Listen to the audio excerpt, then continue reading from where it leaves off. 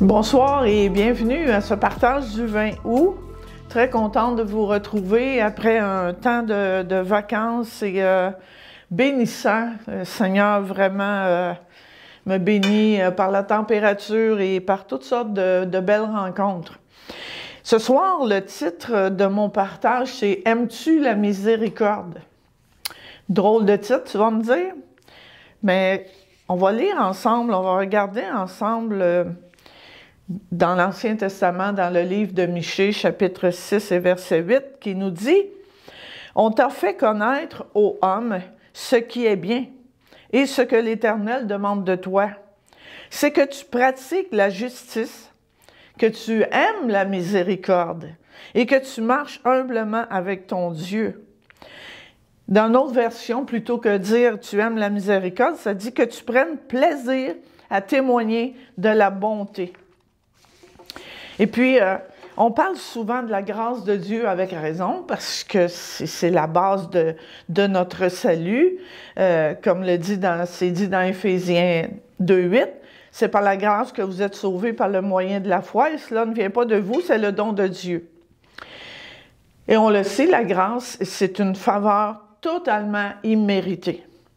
Mais aujourd'hui, j'avais vraiment à cœur qu'on parle ensemble de la miséricorde.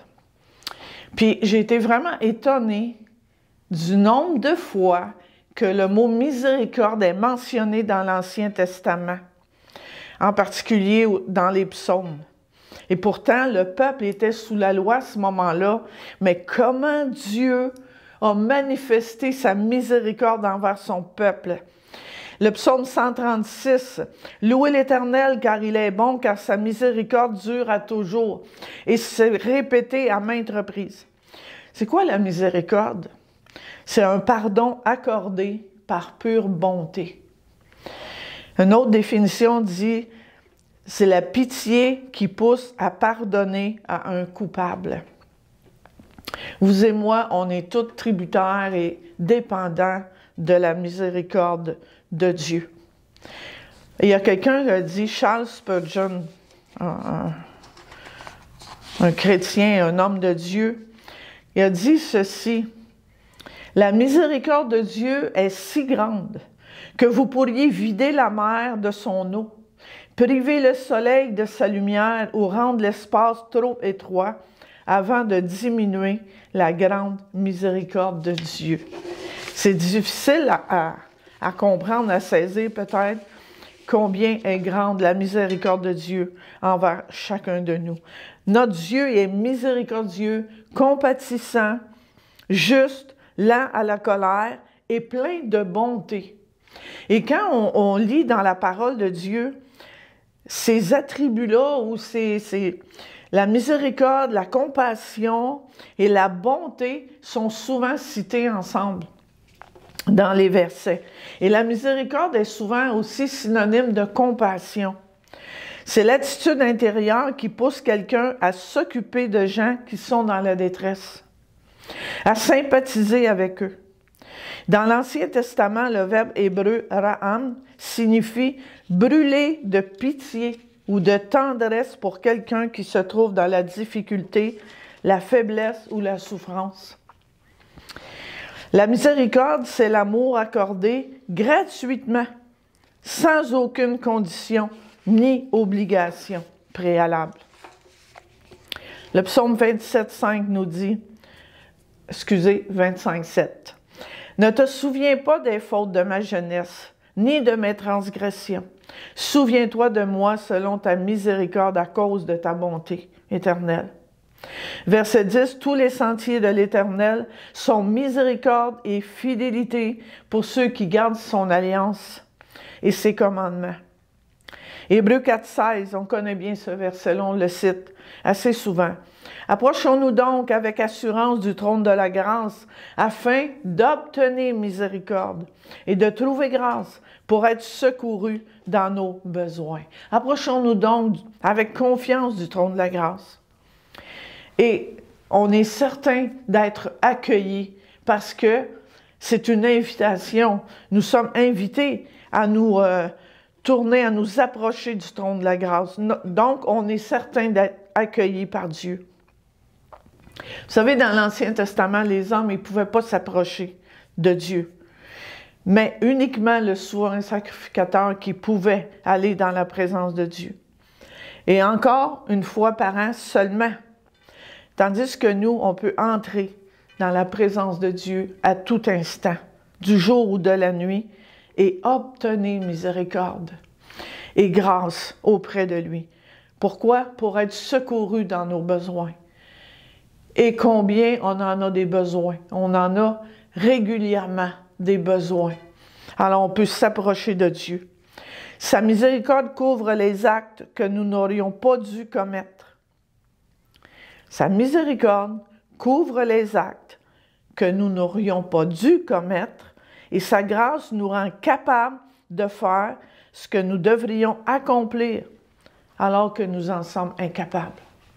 La grâce de Dieu nous rend capables de faire ce qu'on doit accomplir. Sans elle, nous en sommes incapables d'accomplir ces choses-là.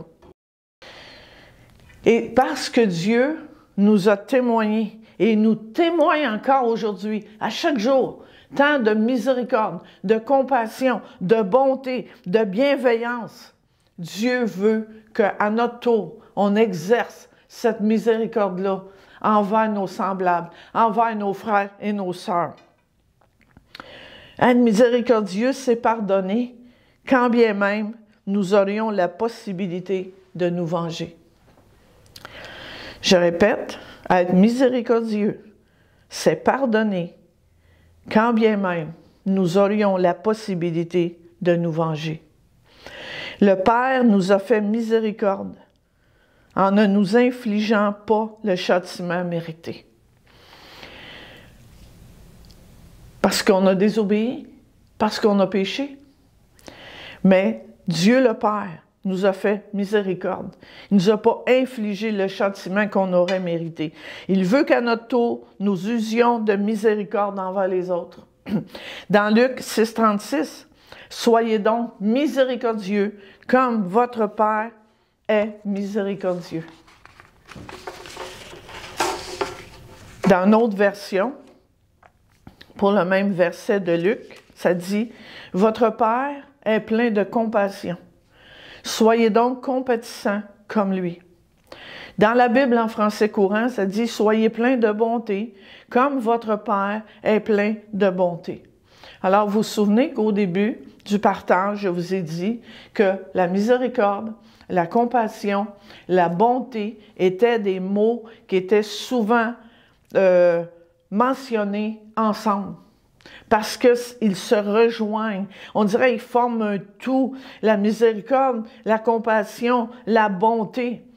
Et on le voit dans ce verset-là qui utilise les mêmes mots pour la même chose. Autrement dit, soyez miséricordieux comme votre Père est miséricordieux, soyez plein de compassion, soyez compatissants comme lui, soyez plein de bonté comme votre Père est plein de bonté.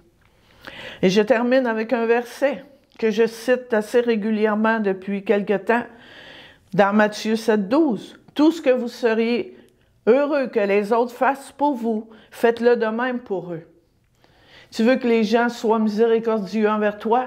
Sois miséricordieux envers eux. Tu veux que les gens aient compassion, soient compatissants envers toi? Sois compatissant envers eux. Tu veux que les gens usent de bonté envers toi? Ben, sois bon avec les gens. Soyons bons les uns envers les autres.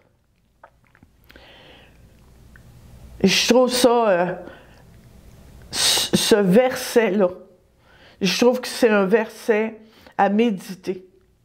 tout ce que vous seriez heureux que les autres fassent. Qu'est-ce que je veux que les autres fassent pour moi? Mais alors que je commence moi-même à le faire pour eux. Et on va terminer avec un chant, un merveilleux chant, partagé par Claudie qui nous dit « Plonge-moi dans ta rivière ». Et c'est ma prière pour chacun de vous. C'est ma prière. Plonge-moi, Seigneur, dans ta rivière. Alors, puissiez-vous vraiment entrer dans ce chant et par la suite, prenez un temps de prière. Demandez à Dieu envers qui et comment être miséricordieux. Que Dieu vous bénisse abondamment.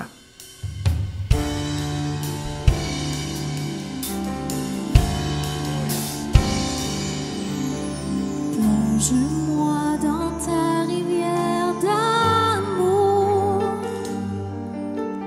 Plonge mon esprit dans les profondeurs de ta joie. Inonde le désert de mon âme par la douce pluie du ciel. Plonge-moi dans ta rivière d'amour.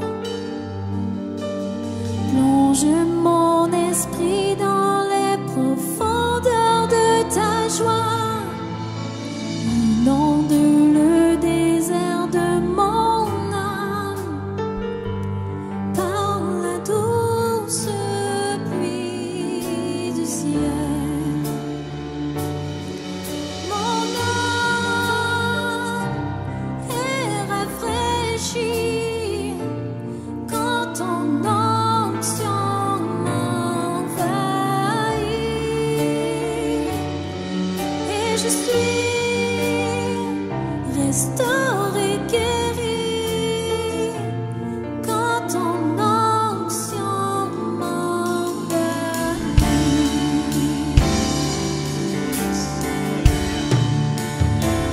Plonge-moi, Plonge-moi dans ta rivière d'amour. plonge mon esprit, Plonge mon esprit, les profondeurs de ta joie. c'est le cri de mon cœur.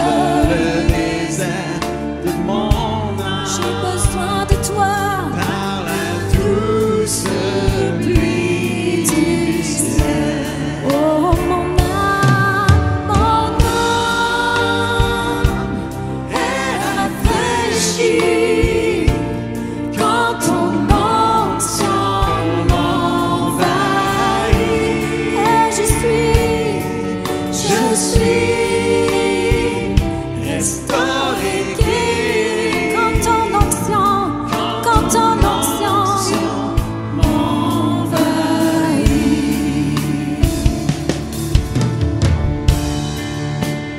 Oh, laisse la présence du Saint-Esprit t'envahir ce matin. Laisse son onction te restaurer, te guérir. Là où tu es, ici ou dans ta maison, le Saint-Esprit veut te toucher ce matin, veut te restaurer, te guérir, te faire du bien. Reçois là où tu es au nom de Jésus. Amen.